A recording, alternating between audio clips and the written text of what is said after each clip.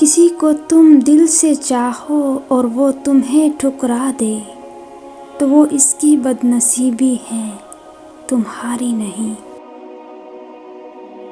قربان جاؤں اس خدا پر جو انسان کو دکھ دیتا ہے اس کی برداشت کے مطابق، اور خوشی دیتا ہے اس کی اوقات سے بڑھ کر۔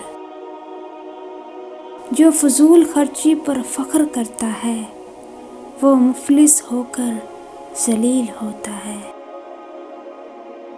فرمان حضرت علی: انسان کے آنسو اس وقت مقدس ہوتے ہیں جب وہ کسی اور کے دکھ اور تکلیف کو محسوس کر کے نکلیں۔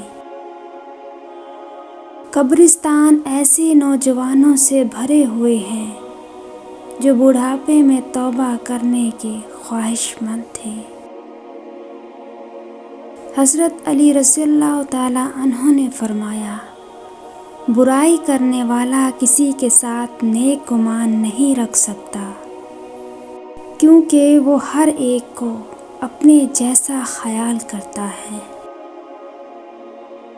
دل کو قابو میں رکھنا اور اختیار ہونے کے باوجود ناجائز خواہشات پر عمل نہ کرنا، یہی اصل مردانگی ہے۔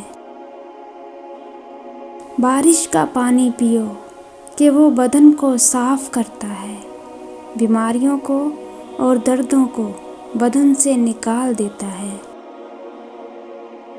اگر رزق عقل و دانش سے ملتا تو جانور اور بے وقوف زندہ ہی نہ رہتے۔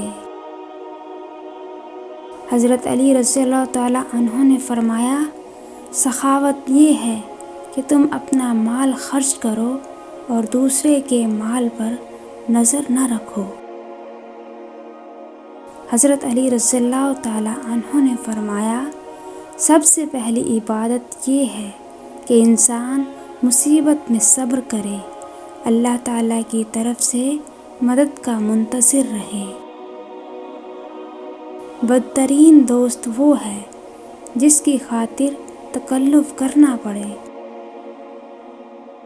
حضرت علی رضی اللہ تعالیٰ عنہ نے فرمایا، کامیابی حوصلوں سے ملتی ہے، حوصلے دوستوں سے ملتے ہیں، دوست مقدروں سے ملتے ہیں، اور مقدر انسان خود بناتا ہے۔ اللہ نظر کیوں نہیں آتا؟ ایک یہودی نے حضرت علی رضی اللہ تعالیٰ عنہ سے کہا کہ تمہارا اللہ نظر کیوں نہیں آتا؟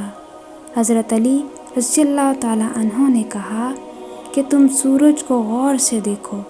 اس نے کہا کہ میں اس کو نہیں دیکھ سکتا۔ حضرت علی رضی اللہ تعالیٰ عنہ نے فرمایا کہ تم سورج کو دیکھ نہیں سکتے تو سورج بنانے والے کو کیسے دیکھ سکو گے؟ حضرت علی رضی اللہ تعالیٰ عنہ نے فرمایا، زندگی میں 3 کام بہت سوچ سمجھ کر کرنا۔ نمبر 1، قسم سوچ سمجھ کر اٹھانا۔ نمبر 2، قلم سوچ سمجھ کر اٹھانا۔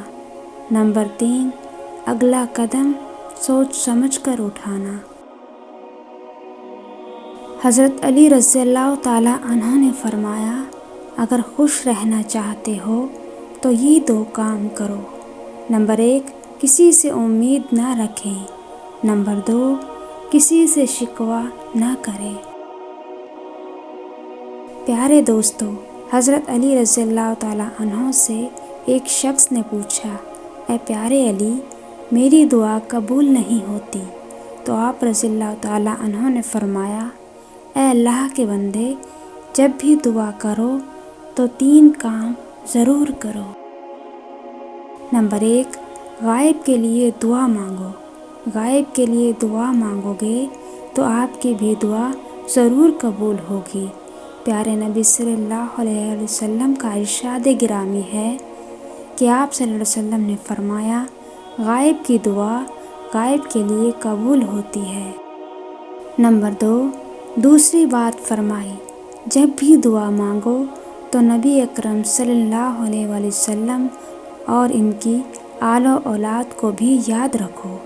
دعا کے اول اور آخر میں درود شریف پڑھا کرو، جس دعا کے آخر میں درود شریف پڑھا جائے گا وہ دعا بھی قبول ہوگی۔